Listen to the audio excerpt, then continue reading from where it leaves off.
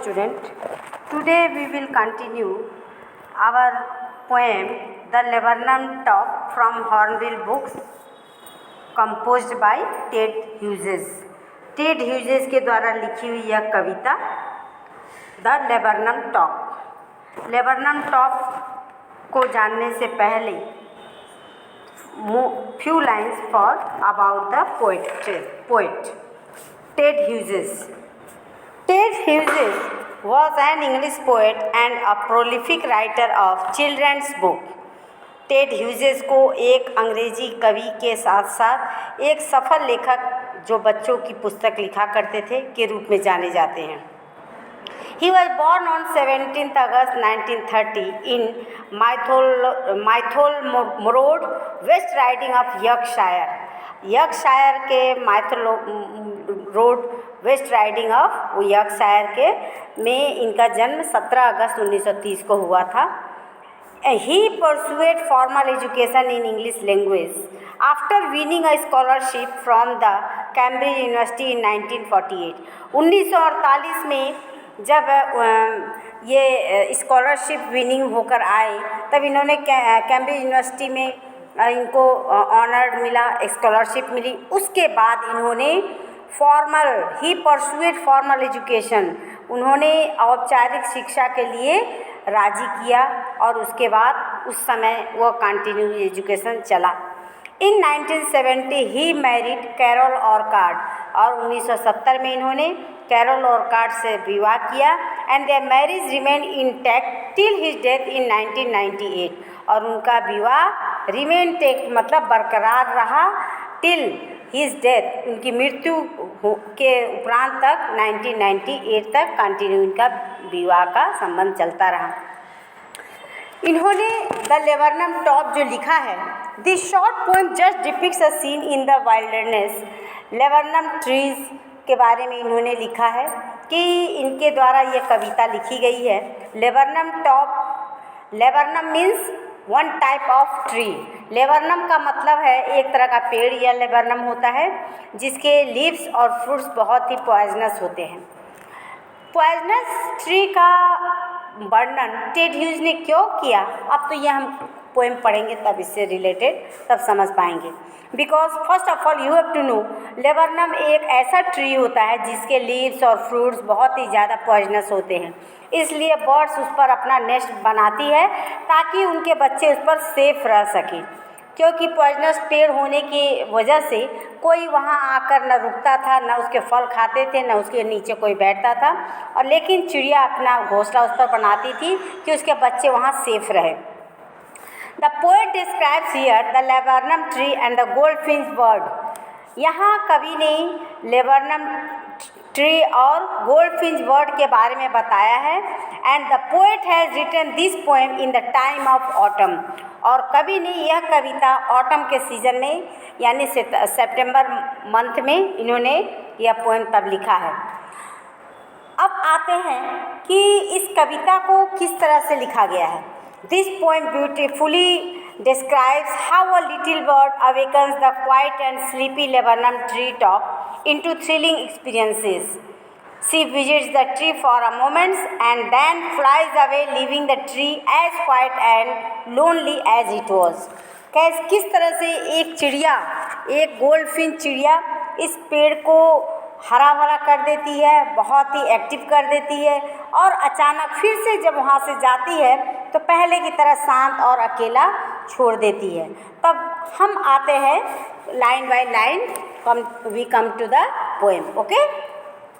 Laburnum tree top is silent, quite still in the afternoon yellow September sunlight, a few leaves yellowing, all its seeds fallen. अब इन 3 line के stanza में देखिए किस तरह से लेबरनम टॉप की क्या क्वालिटी है। लेबरनम टॉप इज साइलेंट, एकदम खामोश है, मौन है, क्वाइट स्टिल, काफ़ी शांत है। In the afternoon yellow is September's sunlight, यानी कि सितंबर के तीसरे पहर की पीली धूप में जो लेबरनम टॉप है, जिसको हिंदी में हम अमलतास भी कहते हैं, कि पेड़ की शिखर बिल्कुल अचल है, एकदम शांत है। A few leaves allowing all its seeds fallen, कुछ पत्ते इसके पीले पड़ चुके हैं और इसके सारे बीज झड़ चुके हैं, सब पीले पड़ चुके हैं और बीज सब गिर चुके हैं। Till the goldfinch comes with a twitching chirp, और एक गोल्डफिंच ने शाखा के सिर पर आकर अचानक चहचहाहट बदल दी है। सडननेस और startlement at a branch end, और उसके आने से उसके गोल्डफिश ने शाखा के एक सिरे पर आकर अचानक चहचहाट से उसमें हलचल कर दी है। Then sleek as a lizard, sleek का मतलब होता है कि चिकना, एज अ लिजार्ड यानी कि छिपकली की भांति चिकनी, एंड अलर्ट, अलर्ट का मतलब बहुत चौकस, alert, and abrupt she enters the thickness and a machine start of chatterings and a tremor of wings and trillings, the whole tree trembles and thrills। और छिपकली की भांति चिकनी और चौकस और फुर्ती से वह सघनता में घुस गई। यानी कौन? गोल्डफिंच बर्ड, और अपने बच्चों को लेकर, और चहचहाट, पंखों का कंपन और स्वर कंपन की मशीन चल पड़ी। यानी कि जैसे ही सब पूरी पक्षी गोल्डफिंच आ गई वहाँ, अब अचानक पेड़ का मूवमेंट होना शुरू हो गया, यानी कि पूरी तरह से पेड़ कांपने लगा और रोमांचित हो उठा। It is the engine of her family, engine, it is the engine of her family, यानी कि बर्ड्स, वह उसके परिवार का इंजन है, यानी कि गोल्डफिंच।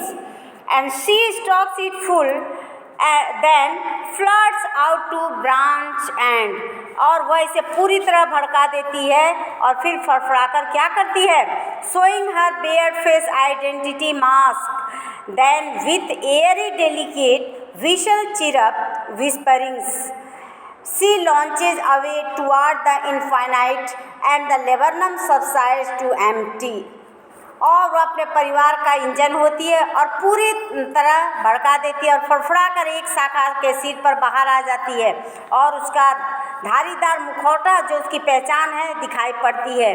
फिर यानी कि पूरी तरह से जितने पक्षी थे वहाँ आकर बैठ जाते हैं, वहाँ रहते हैं, अपना समय बिताते हैं। The goldfinch transforms the tree and makes it come alive as the chicks of the goldfinch leaves the tree, it becomes quiet and still again। जैसे ही गोल्डफिंच के बच्चे उस पेड़ को छोड़ देते हैं, फिर पहले की तरह यह शांत और बिल्कुल मौन हो जाता है। And the laburnum subside to empty, और पूरी तरह से वह लेबरनम पहले की तरह खाली हो जाती है। That means laburnum tree symbolises the patterns of our life in general which is usually dull and inanimate. यदि जीवन सिम्बलाइज कर रहा है laburnum tree pattern of our life, कि हमारे जीवन का क्या पैटर्न होता है जो हमेशा डल एंड इनएमिनेट, सजीव न होकर निर्जीव बन जाता है जब उसकी कोई कद्र नहीं करता। And the goldfinch breaks the usual pattern and makes it, और पूरी तरह से गोल्डफिंच ने इस पैटर्न को तोड़ा और पूरी तरह से इस पेड़ को, लेबरनम ट्री को एक बार फिर से जीवित कर दिया। विदाउट द गोल्डफिंच, और गोल्डफिंच या उसके बच्चे के बिना, the laburnum tree just like another tree, दूसरे पेड़ की भांति महसूस होती है। In other words, it is the attitude of a person towards life that makes life meaningful and worth living. That means यानी कि किस तरह से पेड़, जब चिड़िया और पूरी तरह से गोल्डफिंच अपने बच्चों के साथ यहाँ आती है, the mother bird makes her nest among the thick leaves of a tree and it brings up her chicks until they are strong enough to fly and find their food on their own। और goldfinch अपने बच्चे को भी इस पेड़ पर रखती थी जब तक कि वे बच्चे स्वयं से उड़ ना सके, और तब तक केयर करते रहती थी। सुबह जाती थी उनके लिए शिकार के लिए, और शिकार पर से कुछ भोजन का व्यवस्था करके लाती थी और अपने बच्चों के लिए फीडिंग करवाती थी। यानी कि bird here goldfinch is like machine, और मशीन की भांति वह सुबह जाती हैं और वहाँ से भोजन लेकर आती है और अपने बच्चों को फीडिंग करवाती है। That is the main poems goal of the poem here।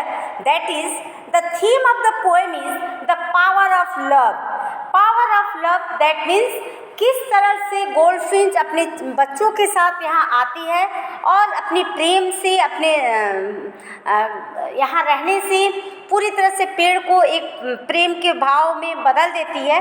But when she leaves the tree once again it is like quite still and silent। और hardship of life, second theme of the poem, hardship of life का मतलब कि किस तरह से पेड़ को goldfinch छोड़ देती है और चली जाती है, तो अचानक फिर से वहाँ वही सन्नाटा छा जाता है जो हार्डशिप को बिलोंग करता है। और हार्डशिप में ये भी आएगी कि गोल्डफिंच किस तरह से अपने बच्चों को पालती है कि जब तक वो अपने बल पर उड़ने ना लगे। तो ये भी गोल्डफिंच के लिए एक हार्डशिप है कि अपनी मेहनत से अपने बच्चों को अपने बलबूते पे करती है। तो बच्चों, ये था लेबरनम टॉप का explanation. Thank you and have a nice